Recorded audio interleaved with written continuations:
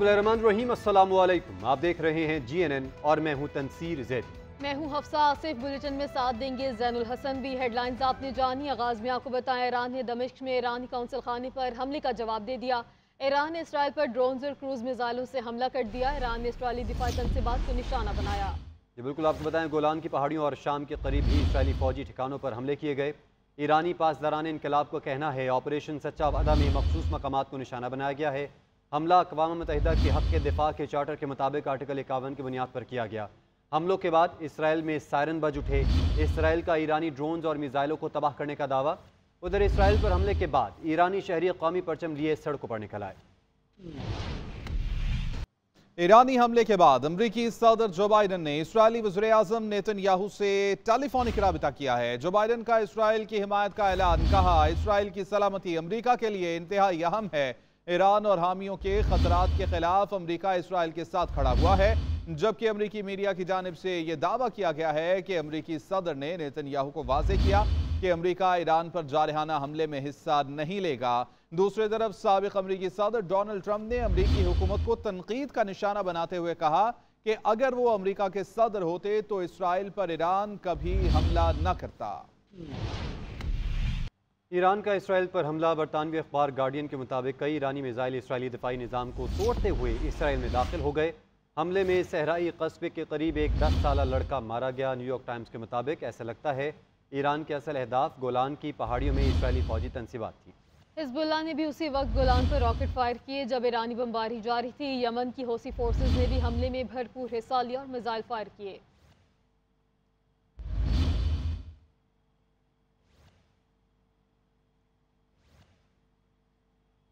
तो नाजरीन, ये सारी सूरत हाल है। सीनियर तज्ज़ियाकार कमर चीमा साहब ने हमें ज्वाइन किया है। कमर साहब, बहुत मशकूर हैं आपके वक्त के। कमर साहब, ये सूरत हाल है, ईरान ने अब वाज़ेह जवाब दे दिया है अपने सफारत खाने पर हमले का इसराइल को, और जो दीगर मुस्लिम ममालिक हैं उनसे भी ये वाज़ेह किया है कि अपनी जो फ़ज़ाई हदूद हैं वो इसराइल को इस्तेमाल ना करने दें ताकि वो ईरान पर हमला करें। अब आप ख़ित्ते में जो सूरत हाल इस वक्त पैदा हुई है, कहाँ जाता देख रहे हैं आप इस सूरत हाल को? बहुत शुक्रिया। देखिए जी, ये एक डेफिनेटली अनप्रेसिडेंटेड सिचुएशन है इस सेंस में कि ये पहली दफा ऐसे हुआ है कि ईरान ने इजराइल की जो मेन लैंड है उस पे हमला किया। और ये आपको पता होना चाहिए आपके व्यूअर्स को कि ये जो इजराइल ने ईरानी कॉन्सुलेट दमिश्क के अंदर था उस पे जब हमला किया तो उसके अगेंस्ट आपको पता है काफी IRGC के जो फौजी थे वो शहीद हुए थे, तो ये उसके रिस्पांस में है। सो ईरान ने UN के अंदर जो इनका मिशन है उसने अपनी रिपोर्ट जारी की है और कहा है कि जो UN चार्टर का आर्टिकल 51 है जो राइट ऑफ सेल्फ डिफेंस देता है ईरान को, और मिलिट्री टारगेट्स पे हमला किया हमने।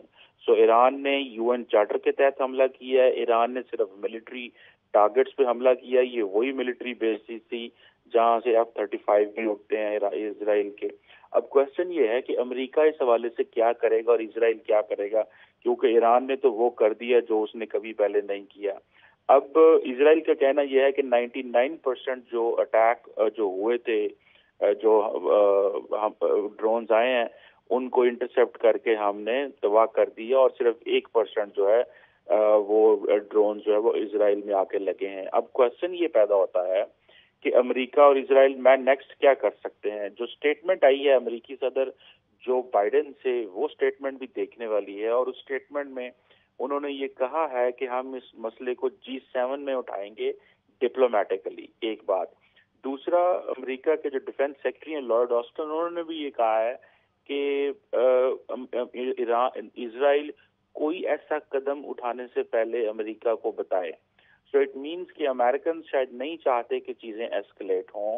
वो समझते हैं कि ये जो अटैक ईरान ने किया है ये राइट ऑफ सेल्फ डिफेंस है, अपना जो UN चार्टर है उसके आर्टिकल 51 के बुनियादों पे किया है, और ये वाकई ईरान का हक था क्योंकि ईरान के जो फौजी थे उनको शहीद किया गया और ईरान की अपने कॉन्सुलेट के अंदर लोगों को मारा गया एक मिसाइल के जरिए।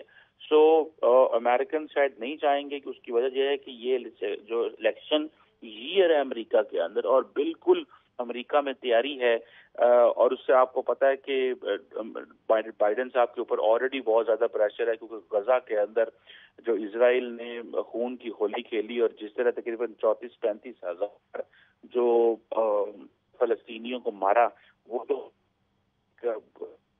अमेरिकी सदर के लिए मुश्किल है, लेकिन ये जो अगर मजीद चीजें आउट ऑफ कंट्रोल होती हैं तो इसकी इम्प्लीकेशंस बहुत ज्यादा है। उन इम्प्लीकेशन पहले तो आपको पता है कि पूरी मिडल ईस्ट की जो एयर स्पेस है वो बंद हो चुकी हुई है, कोई जहाज आ नहीं सकता, जा नहीं सकता, ना ईरान से गुजर रहा है, ना इराक से गुजर रहा है, ना जॉर्डन से, ना सीरिया से, ना ही इजराइल से, और पूरी की पूरी अब जो यूरोप से फ्लाइट्स आ रही हैं वो भी मुतासर हो रही हैं। और आपको पता है जितनी भी मिडल ईस्ट से दुबई, अबू धाबी, कतर और यहाँ से जो फ्लाइट्स उठती हैं वो भी सारी की सारी मुतासर हो गई हैं।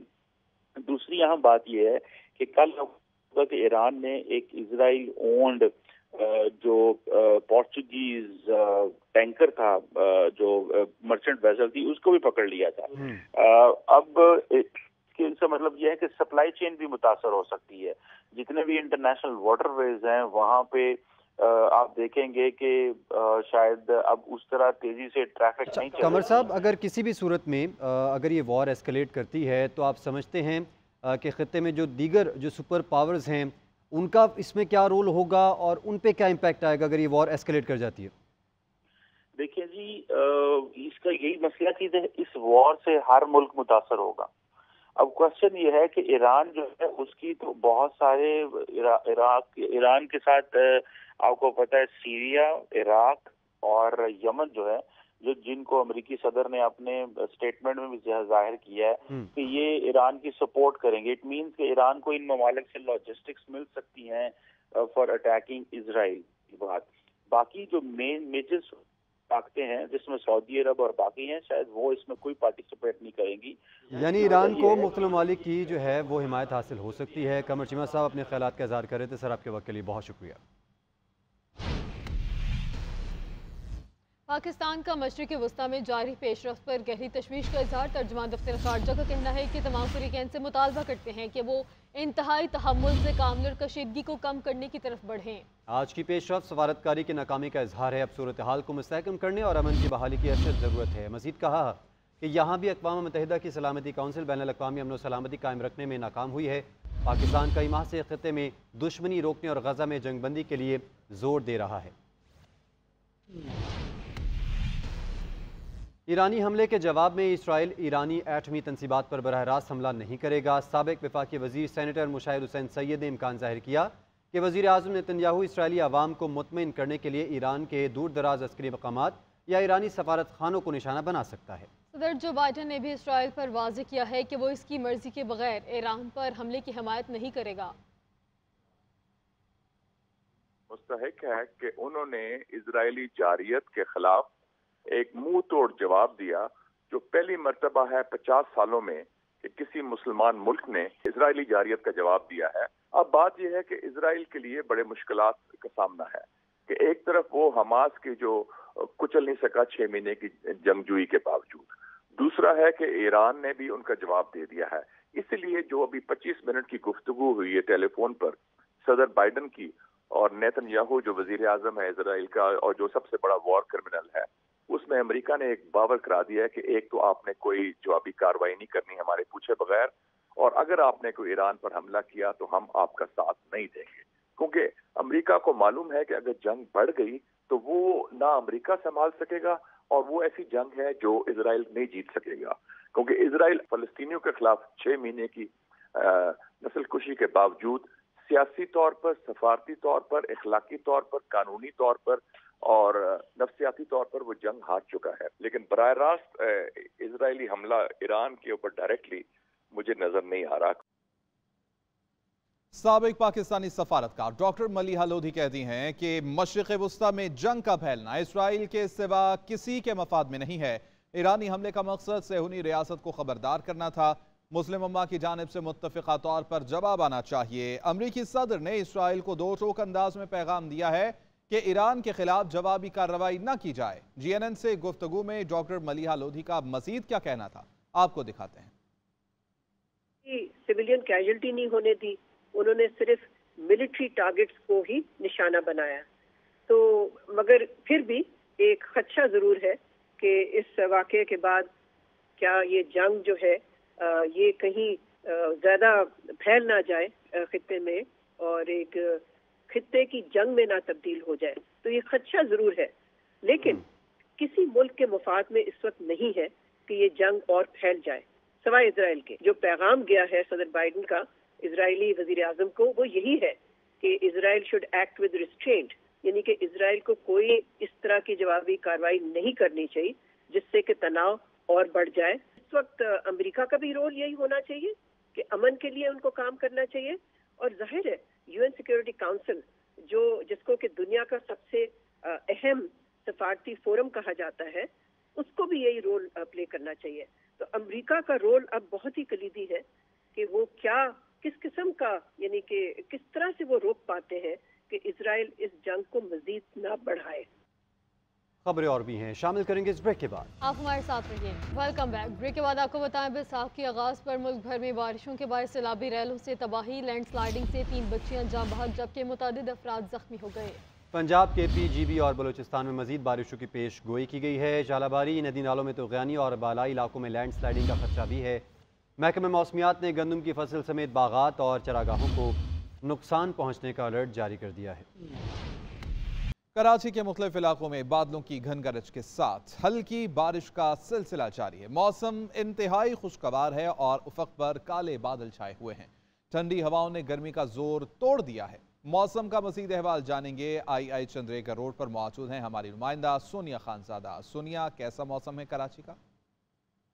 जी शुक्रिया। इस वक्त आपको बताएं कि शहर का मौसम जो है वो इंतहाई खूबसूरत है। इस वक्त जो है वो रिमझिम का सिलसिला सुबह से ही जारी है, जबकि महकमे मौसमियात का यही कहना है कि ऑन ऑफ ये सिलसिला इसी तरह जारी रहेगा। और जिस तरीके की पेशगोई की गई थी कि शहर में हल्की से दरमियाने दर्जे की बारिश होगी, तो इस वक्त मैं बंस गार्डन पर मौजूद हूँ और यहाँ पर भी जो है वो हल्की बारिश शुरू हो चुकी है। इसके साथ ही साथ सी व्यू, डिफेंस, आई चंडीगढ़ रोड और सदर के अतराफ में भी जो है वो हल्की बारिश का सिलसिला जारी है। ये जो सिलसिला है ये ऑन ऑफ इसी तरह चलता रहेगा कल सुबह तक, लेकिन इस वक्त जो है मौसम इंतहाई दिलकश हो चुका है। आसमान जो है वो बादलों से ढका हुआ है, हर चीज़ खिली खिली दिखाई दे रही है और जिसने मूड भी जो है वो खिल गए हैं। साथ ही मैं आपको बताऊं कि जो 3 दिन से गर्मी थी उसका जोर टूट गया है और काफ़ी ठंडी हवा चल रही है और बहुत ही इंतहाई जो है वो दिलफरेब मनाजिर इस वक्त हो रहे हैं। शहर के लोगों का यही कहना है कि इसी तरह 1-2 स्पेल जो है वो आते रहें तो जो है वो गर्मी का जोर कम रहेगा। लेकिन आपको बताएं कि महकमे मौसमियात का यही कहना है कि आने वाले दिनों में भी एक और मगरिबी सिस्टम शहर का रुख करेगा। जी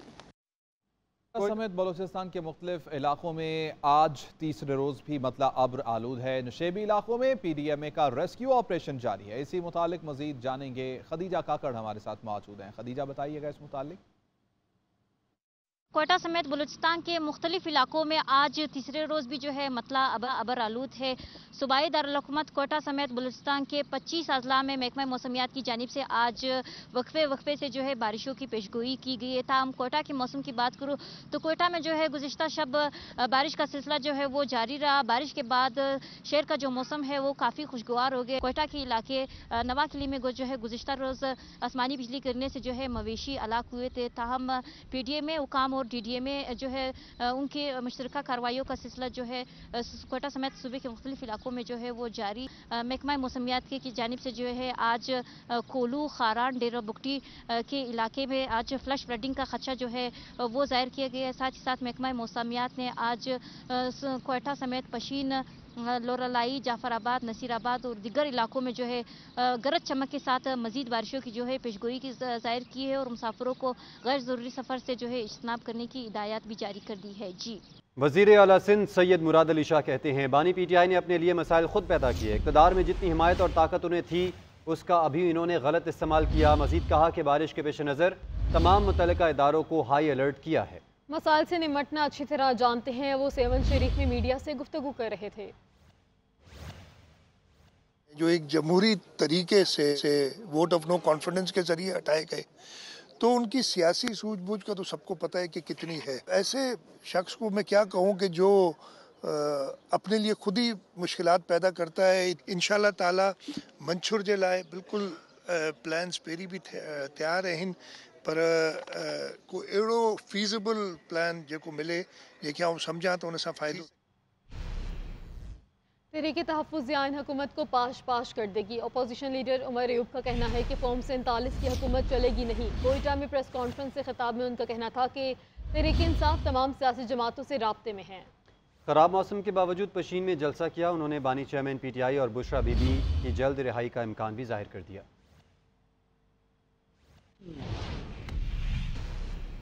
लाड़काना में साबिक वज़ीर आज़म पाकिस्तान शहीद जुल्फ़िकार अली भुट्टो की आज 45वीं बरसी की तकरीब मनाई जा रही है। पीपल्स पार्टी की जानिब से गड़ी खुदा बख्श भुट्टो मज़ार पर जलसे का इनेकाद किया गया है। तफसीलात जान लेते हैं नुमाइंदा GNN निसार रैली से। निसार, आगाह कीजिएगा। मैं इस वक्त गड़ी खुदा बख्श भुट्टो के मैदान में खड़ा हूं और यहाँ पर पाकिस्तान के साबिक वज़ीर आज़म शहीद जुल्फ़िकार अली भुट्टो की बरसी मनाने की तैयारियां की जा रही हैं।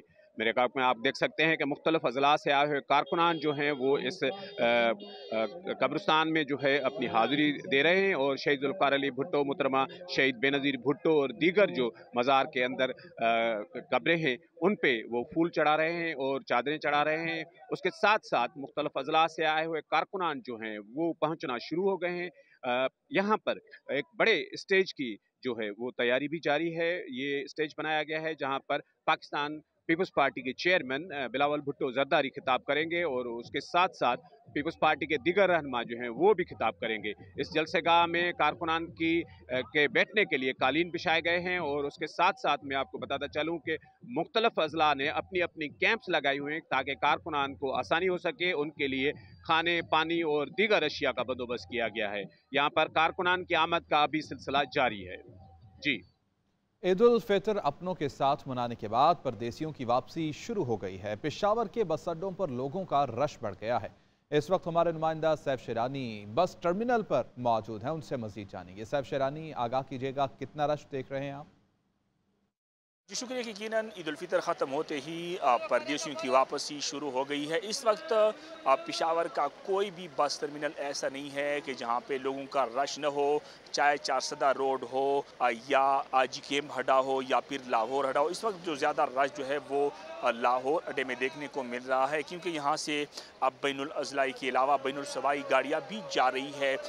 जो परदेसी है वो अपनी नौकरियों पे जा रहे हैं। जब हमारे मुख्तलिफ लोगों से बात हुई तो उनका ये कहना है कि हमने ड्यूटी पर जाकर क्योंकि नौकरी तो करनी है और इसके साथ साथ अपने बच्चों का पेट तो पालना है। और इसके साथ साथ जब हमारी मुख्तलिफ लोगों से बात हुई किरायों के हवाले से तो उनका ये कहना है कि बाज़ ट्रांसपोर्टर ऐसे हैं कि वो सरकारी किराए से ज़्यादा ले रहे हैं। लिहाजा इंतज़ामिया को चाहिए कि चेक एंड बैलेंस रखे कि अगर कोई नाजायज़ किराया वसूल कर रहे हैं तो उनके खिलाफ सख्त से सख्त कार्रवाई करे ताकि गरीब और मुतवस्सित तबके के जो परदेसी है उनको कुछ रिलीफ मुयसर हो सके। जी, एक ब्रेक के बाद हाजिर होंगे हेडलाइंस के साथ। आप देखते रहिए GNN, क्योंकि GNN जानता है।